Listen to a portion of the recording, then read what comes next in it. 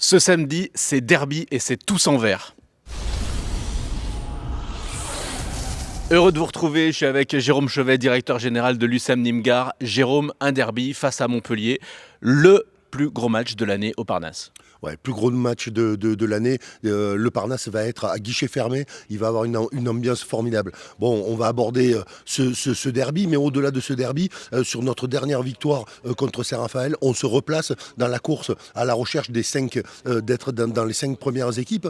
Oh, il nous reste 9 matchs de championnat. C'est 9 finales. Il faut les aborder de cette manière-là. C'est véritablement 9 finales. Eh ben, la première finale qui nous attend, eh ben, c'est demain soir au Parnasse contre Montpellier. Montpellier, je ne vais pas présenter l'armada de Montpellier, des joueurs brillants, des joueurs de l'équipe de France, mais surtout un match dans un derby, c'est d'abord un contrôle des émotions, et le paradoxe c'est qu'il va falloir aussi être dans l'agressivité nécessaire à l'approche d'un derby. Je pense que l'équipe qui, ou tactiquement ou physiquement, va être capable de prendre le rythme à son compte, et on peut faire confiance à cette équipe de Montpellier qui a dans son ADN un palmarès extraordinaire et qui a la capacité, même si comme nous vivent une saison un petit peu en dents de scie et un peu en difficulté, ont l'habitude des grands rendez-vous, et les grands champions qui composent leur équipe ont cette habitude-là de négocier les grands rendez-vous. Il va falloir être redoutable d'efficacité en attaque. Montpellier est la première défense du championnat, et puis derrière, mettre ce niveau d'agressivité en défense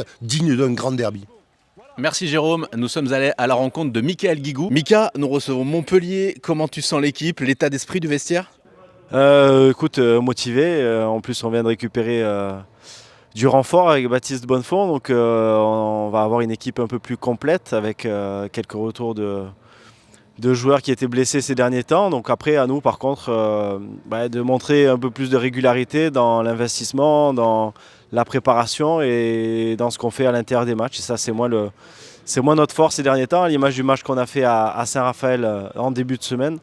Donc voilà, il faut qu'on montre plus de consistance dans nos performances pour bien accueillir Montpellier. Selon toi, dans quel secteur va-t-il falloir être le plus performant ?